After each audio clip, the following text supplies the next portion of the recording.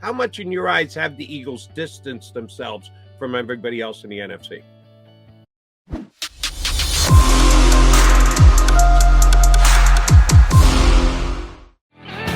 You got your Mac guys here on Birds 365. We're going to not only talk Eagles, but the entire NFC East with our next guest. I've been having him on my shows on the radio side for years. Good to get him here on Birds 365. He went national on us this year, joining Fox Sports. My buddy, Ralph Vacchiano, joins us here on Birds 365.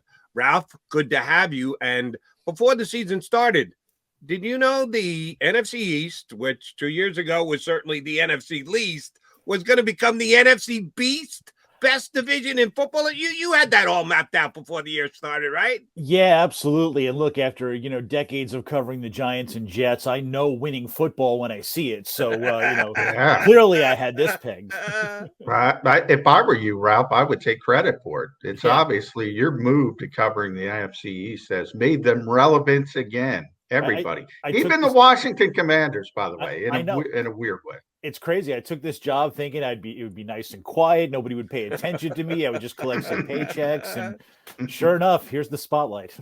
All right, we want to start in our own backyard here because we're pretty proud with the 7-0 record the Eagles have put up, seeing as they're the only undefeated team in football.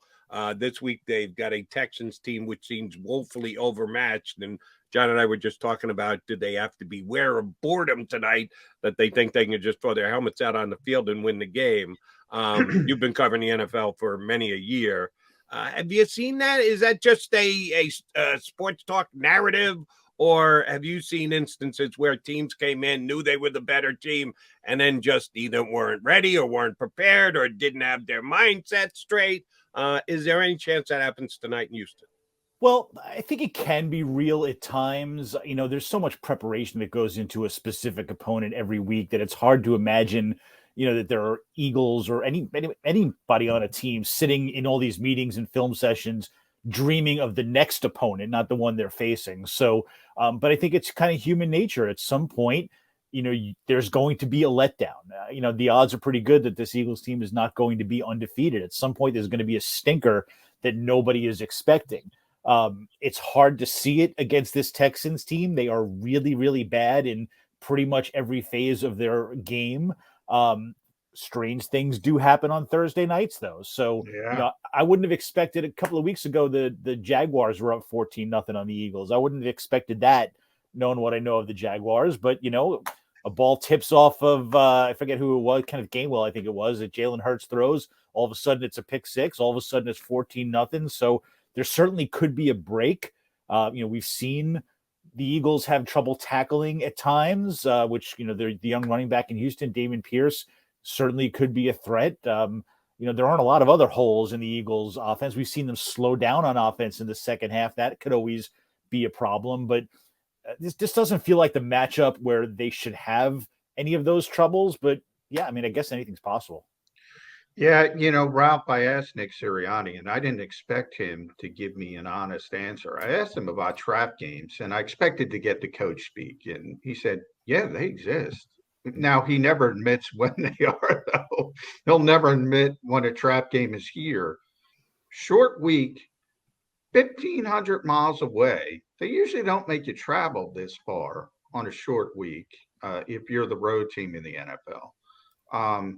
If this were even a mediocre team, I might say this is the spot where the Eagles are going to trip up.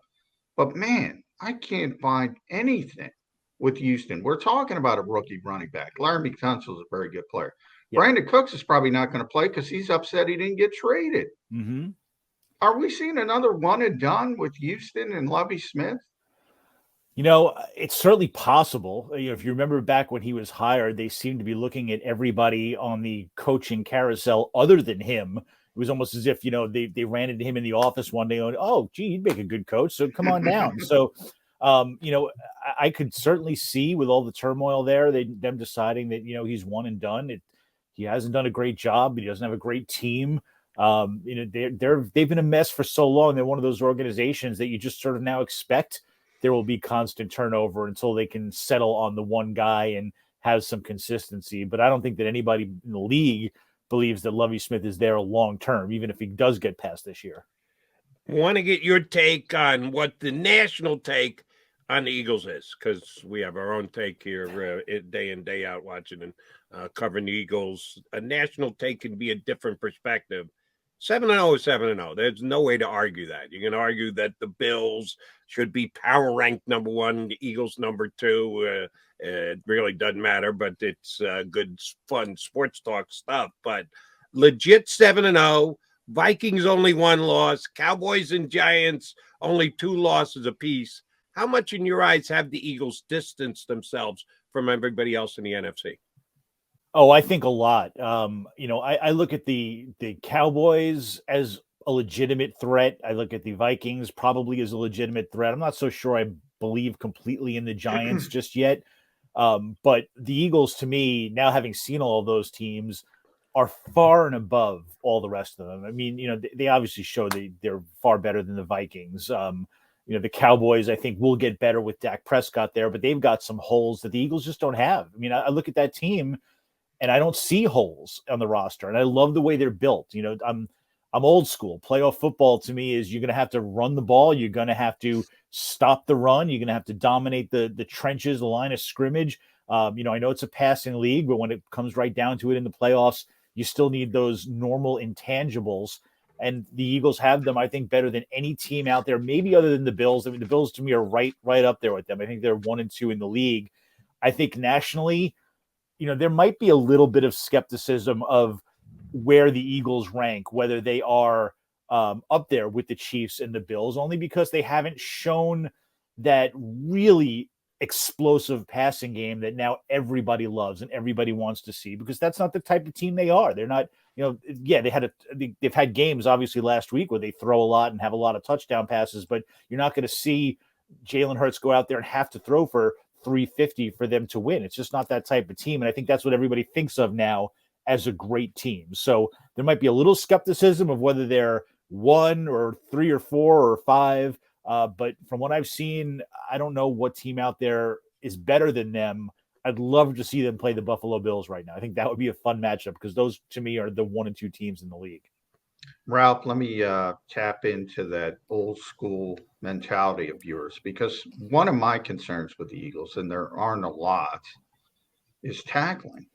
They're not a good tackling team. They're, if you believe Pro Football Focus, they're 31st in the league. It's the only thing they don't do well, besides special teams. They're not great on special teams as well. But when it comes to offense, defense, the only thing they're not rated highly in is tackling. And Jordan Davis goes down last week with a high ankle sprain. So he's going to be out minimum of 4 games. He was a big part of their run defense. He was a big part of turning 1st and 10 into 2nd and long or 3rd and long. All of a sudden, you don't have the big guy in the middle. You have undersized players at every level. Hassan Reddick up front. You got Kaiser White at linebacker. Chauncey Gardner-Johnson's at corner, playing slot corner, playing safety. James Bradbury, very well, tackling not the top of his resume. Darius Slay, same thing. Giants have Saquon Barkley. Derrick Henry's coming up on the schedule, Jonathan Taylor. And we know January football is a lot different than September football. Could that be the Achilles heel? I mean, it certainly could be. I don't see an issue with anything they do on offense. So if there is an Achilles heel, it'll be on the defensive side. They can cover, pick off passes with the best of them. The 2 issues I have, and it's nitpicking in terms of the rest of the league. You're putting them on are they good enough to go undefeated? Are they good enough to win a Super Bowl? Most teams would take their tackling, most teams would take their pass rush, but I have issues with those 2 things as to whether they are the elite of the elite. The tackling is definitely a problem. Losing Jordan Davis is not going to help against teams that really can run the ball. I do go back and forth on that a little bit because it's seemed to me, and I've watched every game now, obviously, of the Eagles, they don't tackle in bunches. And then they do tackle for periods of time well. They had that Detroit game that I don't think they made a tackle in the entire game. It just constantly breaks.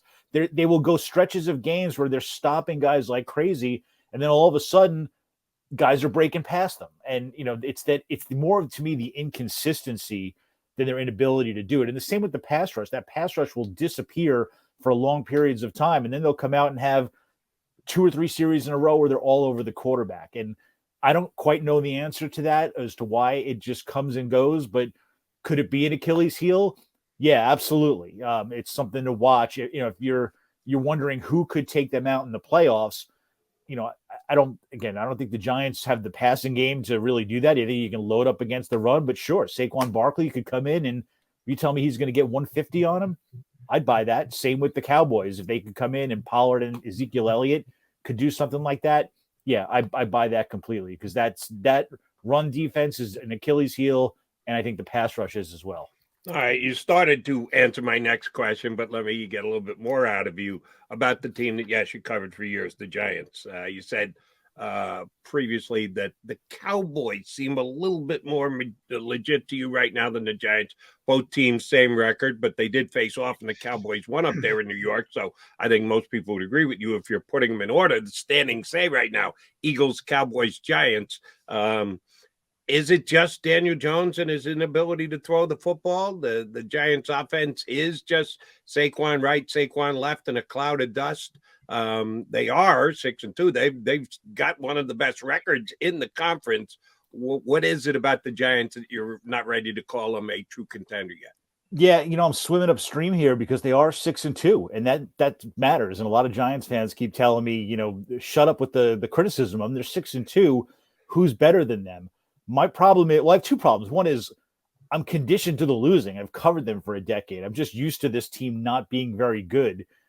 But the other is, this is a passing era, and they can't pass. I actually like Daniel Jones as a quarterback, and I think in the right situation, he could be a good quarterback. And the fact that he can run and is smart about when he runs is a huge weapon to have. But I don't know that I've ever seen a worse receiving core than what the Giants have. They got Darius Slayton is their best receiver. He was their 5th receiver going into the season. They tried desperately to trade him in the summer, and nobody would take him. Their second best receiver is Wan'Dale Robinson, a rookie who's 5'8", and he's played, he's on his 3rd game. Their third receiver is Marcus Johnson, who's been on like 7 teams in 6 years and was including the Eagles. Marcus Johnson, good guy, by the way. Yeah, terrific guy, but should be your 5th or 6th receiver. So they're loading up all these 5th and 6th receivers, throwing them out there. Nobody's getting open. They're dropping passes. They just can't move the ball through the air. And I think if you do that, what they're seeing, what they saw in Seattle, is teams are just going to load up more than I've ever seen against the run. And yes, Saquon Barkley is always a threat for a big game, but he's one of those guys. He's got a little Barry Sanders in him without maybe the Hall of Fame ability yet, where, he'll go long stretches of not doing a whole lot and then break off one run. And that's always a threat and always important. But if you got those long stretches of doing absolutely nothing on the ground and you can't throw the ball, I don't know how they can win a lot of games down the stretch. I could see this, they're going to the playoffs. I'm sure it's 6-2, but if you tell me, okay, they're going to end up with 9 wins. Yeah, I could sort of see that happening in the second half. Yeah, I'm with you, Ralph. I don't believe in the Giants just yet. I do believe in Brian Daboll. I do believe in Joe Shane. And I think the Giants finally got it right. And you talk about your history. Tom Coughlin, Jerry Reese, since they moved on from those guys, it's been a disaster, coach after coach.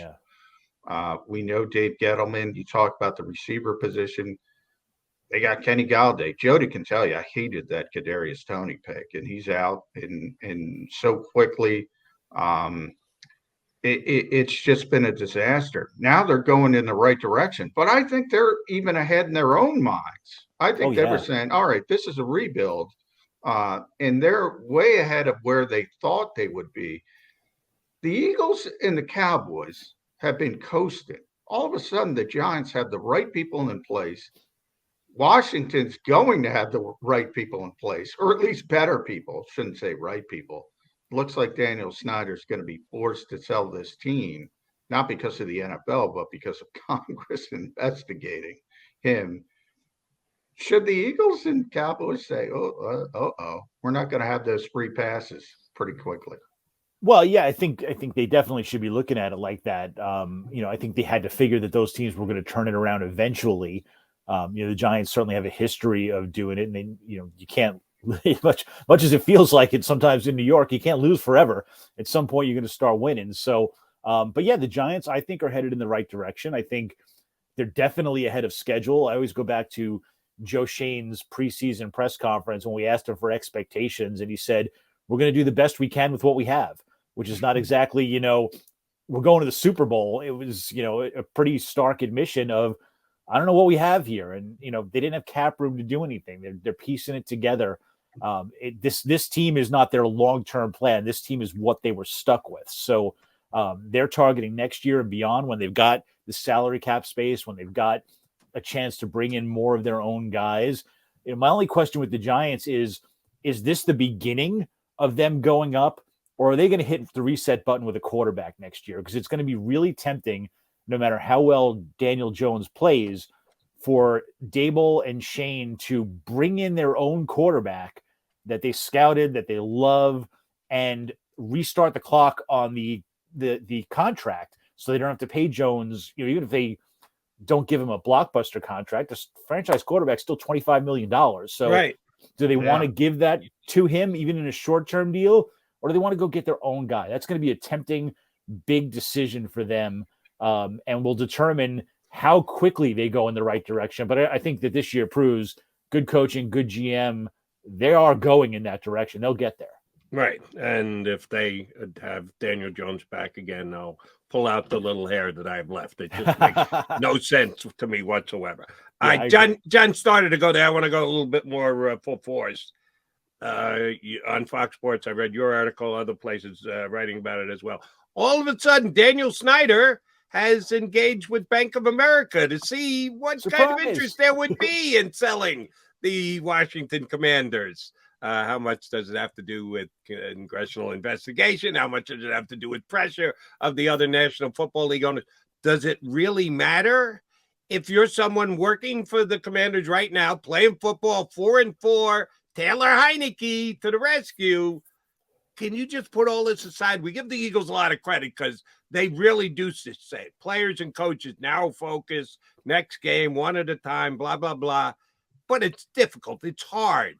How hard would it be for a Commander player knowing that their owner is now coming out and saying, yeah, I'm going to sell a team? I think these outside distractions weigh on players more than they let on. I always go back to now more than a decade ago when Plaxico Burress shot himself with the Giants. And the players kept going, like, this is outside stuff. The important thing is we're losing him as a football player. But after that was over, a lot of them would say to me, of course it was a distraction. Every day reporters were asking about us. Our family was asking about it. We had to deal with it. We were reading stories about it. So I think there's a distraction element. But I think if you played for the Commanders for any length of time, this is just another day. I mean, it's just been investigations into your owner and all the allegations of a toxic workplace and sexual harassment. They've all been asked about that. They deal with it all the time. So the fact that he's selling, it's like, all right, well, what does tomorrow bring at this point? So I don't know that it'll affect the players too much. I think in general, the idea that he's investigating a sale is great for the fans, is great for the organization. The reason probably doesn't matter, but I would imagine, considering I think it was 2 weeks ago, he had issued a statement after an ESPN story that basically said, I will never sell. And now he's suddenly looking to sell. It's pretty clear that the investigations into him, I think there are 4 or 5 now going on, plus pressure from other owners, Jim Irsay coming out and basically saying we have reason to make him sell. All of that is probably making him either go, I've had it and I want out, or maybe the best thing to do is tell everybody I'm going to sell, and then all this goes away. Maybe it's self-preservation as well. But whatever the reason, it's a positive for the fans. The unfortunate thing is it's not like me selling you a car. It's probably going to be a year or so before this is actually real. Yeah. But, at least there's an end game down the horizon that people can look forward to. And, Ron Rivera is a good guy. You hope that he can sort of navigate through all this and maybe squeeze some wins, which it seems like he's doing. But It could be a distraction, but I think the players are kind of used to it down there by now. Yeah, and for the fans in the Washington area, in the DMV as they call it, people will be lining up to build Washington a new stadium. Yeah. If Daniel Snyder sells the team, so that would be a positive as well. I want to talk about that football team though, Ralph, because they're better than people realize. But the Eagles are playing so well. The Cowboys are playing so well. The Giants are playing so well. All of a sudden, they're at 500. And Chase Young is coming back. They activated his 21-day window. I'm of the belief that they're a better team with Taylor Heineke than Carson Wentz. Now, I'm not disparaging Carson early in his career in Philadelphia. I think people pile on too much. But for whatever reason, and there's a lot of them, he's not the same player. They're better with Taylor Heineke. Is this a team that could make a playoff run? I think a playoff run for them is certainly possible. I mean, right now they are tied for the last playoff spot. It could be tough in this division because, they're the weak link right now. They're the team that you would think, well, the Eagles and Cowboys and Giants, okay, they play the Commanders this week. They can fatten up a little bit. I don't think the Commanders are going to have an easy division game at all. So, a playoff run is going to be challenging for them, but I do believe they might be at least temporarily in a better spot with Taylor Heineke. I think Carson Wentz is more talented than him. Oh, yeah. I don't think there's any question about that. I think that Carson Wentz is also prone to the big mistake. I think he was hurt earlier this year from talking to the coaches down there by the fact that he was learning a new offense and a completely new scheme and concept for the first time in his career. So he was slow with a lot of his reactions. He was holding the ball too long. He had like the indecision almost of a rookie quarterback, which would be weird for a veteran, but he was still processing everything. So you put Taylor Heineke in, he knows the offense, knows the scheme, knows the guys around him, and they get a little spark. It clicks a little bit. So, can it continue? I think it can. I think if they're winning and Heineke's playing well, you can't go back to Carson Wentz at this point. I will caution, though, that Taylor Heineke was pretty terrible at the end of last season, which is why they decided to move on. I like him as a quarterback, but he went right off a cliff towards the end. And I know there were other reasons involved in that as well, but he did not show in December that he deserved to be a franchise quarterback. And that was a big part of their decision. So can he get rolling? Can he continue it? He's got great, weapons around him. He's got great chemistry with Terry McLaurin, which is huge. Carson Wentz didn't seem to have that. That's their best weapon. If they get a little healthy, I think they've got something there. They might turn into that pumpkin at midnight, but I think for a little while they got something going. And from one of those quirky schedule things, the football team or the Commanders or whatever the hell you want to call them actually play the Giants back-to-back games. They play. Crazy. The Commanders have a bye week, and they play again, which you never see. See it in the NBA and baseball all the time. You never see it in the NFL, but they're going to split those two games. Of course. So that's only advantageous for the Eagles as they watch the guys beat up on each other. All right, we haven't talked to any Dallas. We do want to do that with you before we let you go. I've not been wowed by Dak Prescott. I can't say, the Dak doesn't look good, but he's come back, and they've won the way they're supposed to win since getting him to return. I know you kind of took the Giants passing core apart, and well, you should, because they're not very good. CeeDee Lamb is underachieved, and no one else in that Dallas passing game really scares me. Are the Cowboys a good enough passing team to make a legit run? Playoffs, yes, but when they get there, we know the Cowboys' MO the last several years is make the playoffs and make an early exit. Why is this team any different, or is it? I'm not sure that it is. I think Dak Prescott is legitimately really good when he's healthy. And the last 2 weeks coming back, I wasn't impressed either. I think that I'll give him a little bit of a break coming back off a hand injury. He's got to get back into the rhythm and all that. I'll give him a couple more weeks. That's fine. But I do wonder about that passing game. CeeDee Lamb, he's putting up really good numbers. He makes some really good plays.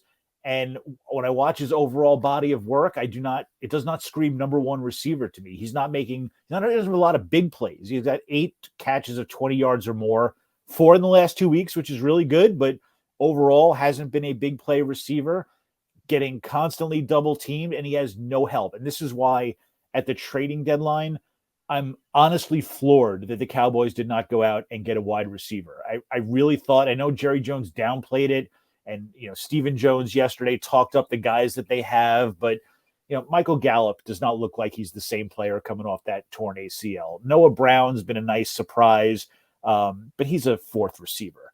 Everybody else on that roster, they got a guy they pulled out of the USFL. They got a couple of journeymen. They got a rookie, Jalen Tolbert, who's done nothing so far. It's CeeDee Lamb and nothing else. And you've got a team that otherwise is built to win now, an 80-year-old owner, a franchise that hasn't been to the Super Bowl in almost 3 decades. What are you doing? They're afraid of Brandon Cooks' $18 million next year. Don't worry about next year. Go for it now.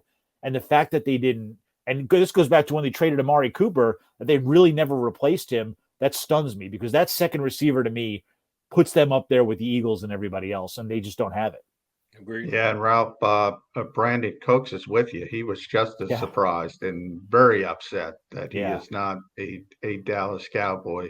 I'll leave it there with you at Ralph Vacchiano, Fox Sports NFC East reporter. The trade deadline, we all know Howie Roseman's reputation. He got things done, but he got things done early. He got Chauncey Gardner-Johnson at the beginning of the year, and he got Robert Quinn during the week of the trade deadline. I think he wanted to do something else, but he didn't have any more mid-round picks to get it done. I think he would have loved Nyheim Hines, but he just didn't have that fourth, that fifth, that sixth rounder. Were you a little surprised? That Nyheim Hines, I thought Kareem Hunt had a chance. I think he was looking for that kind of third down back who could be a receiver out of the backfield. None of their guys really impressed me as a receiver out of the backfield. That might be the one, again, now we're really nitpicking, but that's the one thing on offense that if they had would really put them over the top. I did think he tried, but you only have so many assets to go out and get. I think the price on Kareem Hunt was a 4th round pick. If I'm not mistaken, the Eagles don't have a 4th round pick. No, so didn't have a 4th. They gave it up for Quinn. So they kind of made that decision. Yeah.